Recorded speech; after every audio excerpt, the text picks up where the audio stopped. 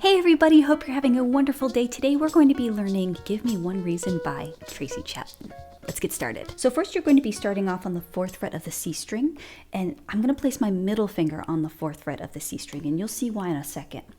I'm going to pluck that 3 times, and then I'm going to drag my finger across the fretboard so the pressure is still applied to the string, and I'm going to slide that into the 6th fret.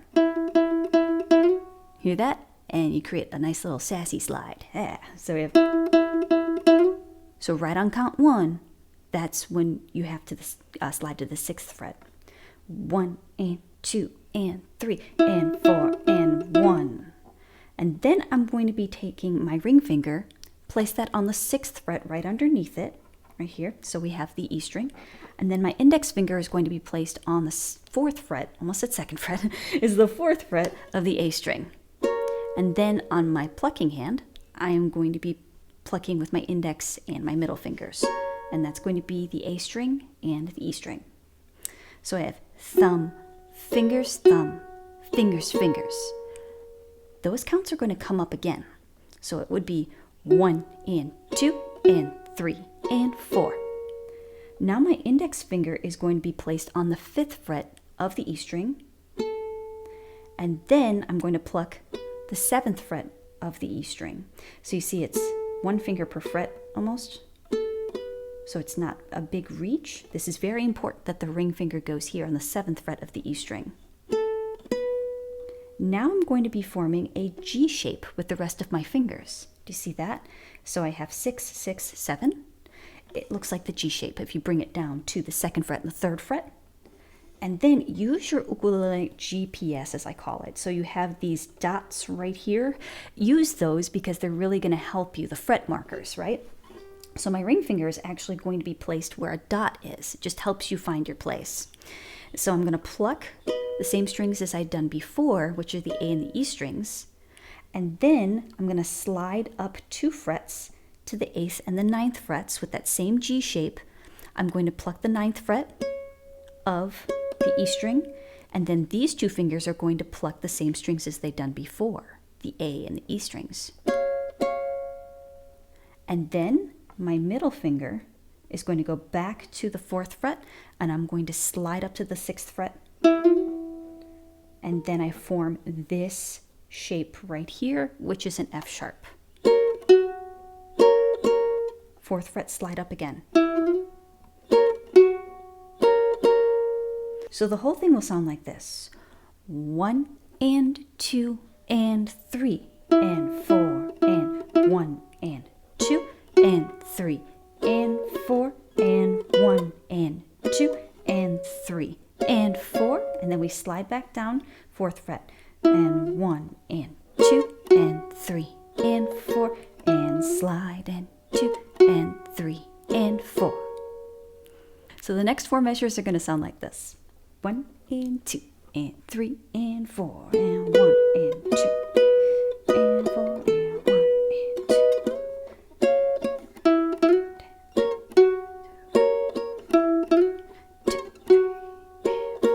So what's happening there? So the pickup to measure 4, my index finger is going to be on the 5th fret of that E string, and then my ring finger on the 7th fret of the same string. And then I'm going to be forming that G shape that I'd mentioned before, and I'm going to be plucking strings 1 and 2 with my index and my middle. Now you may be thinking, well, why have this whole shape? Why not leave it out? You could, I just leave it there as a safeguard. Okay, just in case I have a rogue finger, a rogue thumb. Yeah, I think it sounds nice. So we have 5th fret to 7th fret, and then form this shape right here. I'm going to pluck the first 2 strings, and then my index finger, 7th fret again, and then the strings 1 and 2 together again. So I have 5, 7, fingers, 7, fingers, again to 5, 7, 5, 7, fingers, and then I'm going to pluck this 7th fret. I'm going to slide up to the 9th fret, and then I'm going to pluck these 2 strings again, strings 1 and 2. I like the slide. I think it just adds a lot of character to it. Can you pluck this one instead? Yes, you could. I like the slide. And then I go back to this F sharp shape. So 6th fret, 4th fret, and slide up.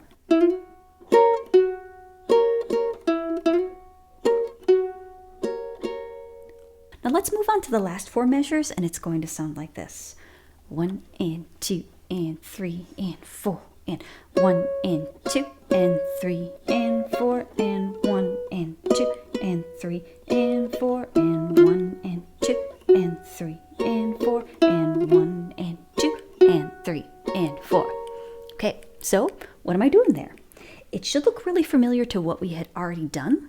We have this G shape on the 8th and the 9th frets, and then I'm going to be plucking the 9th fret of the E string, and then these 2 fingers will pluck strings 1 and 2, and then index will pluck the E string again, and then the strings 1 and 2 again in the same shape. So we have 1 and 2 and 3 and 4, and then 5 to 7, and 1 and 2 and 3 and 4. So these 2 fingers are on the 6th fret now. And then I slide from the 4th fret to the 6th fret with my middle finger like we had done at the very beginning.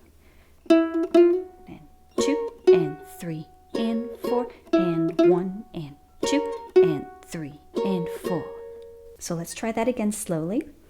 1 and 2 and 3 and 4 and 1 and 2 and 3 and 4 and 1 and 2 and 3 and 4, slide.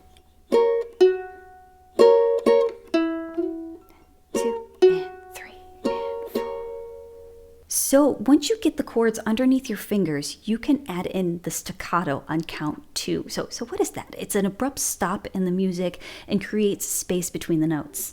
So this is what it would sound like at the very first measure. Hear that? There's an abrupt stop. And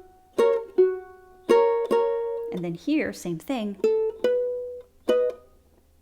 And then when you move up to the 8th and 9th fret, you don't hear it because it's the second half of the measure. But count 2 is where it's at. So what am I doing there? Right after I pluck those strings, my fingers are going to touch the strings to create an abrupt stop. So it just stops the strings from vibrating, and then it creates space, creates interest. Like that. Isn't that pretty cool? And so then on count 2 of the measures, that's where you're going to find it. So here, and then we move to the 7th fret, 5th fret, 7th fret. And I abruptly stop. I touch the strings right there. And then we complete the measure. There's no staccato. And then we have the same thing here.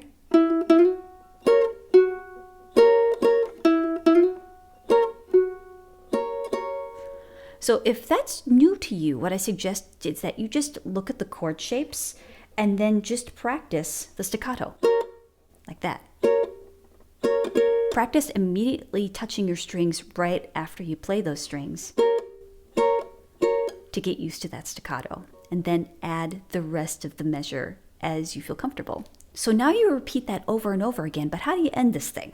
We're going to be on the 9th fret, right here, 8th and 9th fret. This is, and I told you that I loved you, and there ain't no more to say. So we have the 9th fret and the staccato.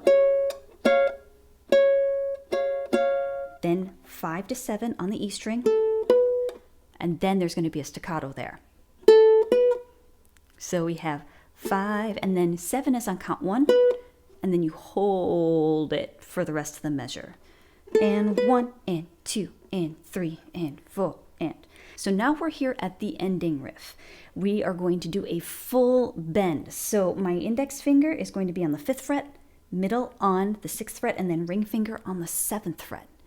And your thumb is going to be curled over the top of the neck just to serve as an anchor, because when I bend the string, and it's a full bend, so you're going to bend it a full note, or try your very best to bend it as much as you can to that full note, because it passes by pretty quickly. you're going to need some support here. You're going to need some buddies. So you could do it with one finger. You could do it with two. That's fine too. But with three, especially if it's a full bend, I like 3 fingers there. And then after the bend, my index finger will pluck the 5th fret. And then ring finger to the 7th fret. Now pluck the open A string. Now 2nd fret of the E string. Index finger of the 1st fret, of the C string. Almost lost my train of thought. And then I'm going to slide from the 1st fret to the 2nd fret of the E string. So I could bring it up here, but I like the fact that you have this lowest note right here. And I wanted that bend to be right here because it's easier to bend in the middle of the fretboard. So 7, 6, 5, we bend, 5th fret, 7th fret, open A string, 2nd fret, 1st fret, and then slide using your middle finger to the 2nd fret. Then I'm going to bar the 6th fret, and then my middle finger will be on the 7th fret of the A string. And there I have my F sharp 7. So we have the there's a staccato in there too. Do you see that? So in order to make that staccato, I strum the strings, but then I release the pressure off of my chording hand. And then I give my ba-ba at the end. Let's try from the riff. 1 and 2 and 3 and 4 and 1 and 2 and 3 and 4 and slide. The play along is next so you can hear how everything fits together.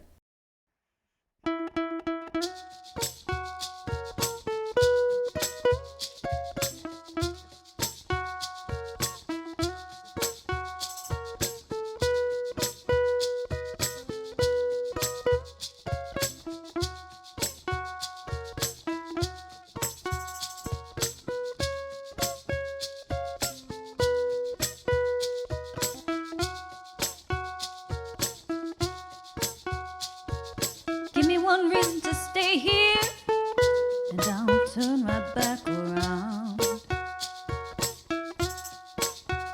Oh, give me one reason to stay here, and I'll turn right back around. Said I don't wanna leave you lonely. You gotta make me change my mind. Baby, I got your number. Oh, and I know that you got mine. But you know that I called you. I called too many times. You can call me, baby. You can call me anytime. But you got to call me. Give me one reason to stay here, and I'll turn my back around. Oh, give me one reason to stay here, and I'll turn my back around. Said I don't wanna leave you lonely. You gotta make me change my mind. I don't want no one to squeeze me. They might take away my life. I don't want no one to squeeze me.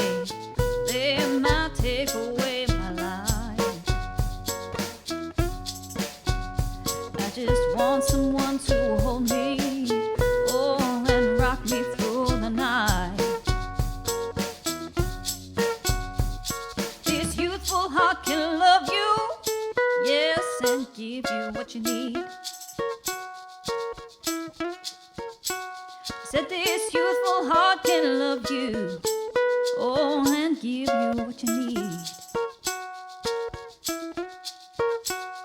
But I'm too old to go chasing you around, wasting my precious energy. Oh, give me one reason to stay here, and I'll turn right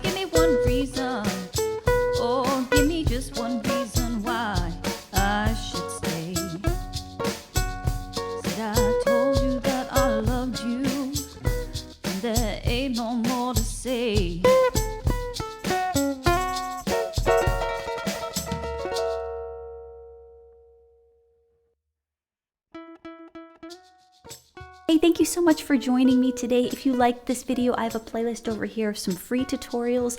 And if you're wanting to learn how to play the guitar and you're like, you know what, I'm ready to make the switch, but I need a firm foundation, I have a course that I made for you for the guitar to learn it the fun, the fast, and the stress-free way. So hope to see you in the next one, and remember, you are loved. Bye.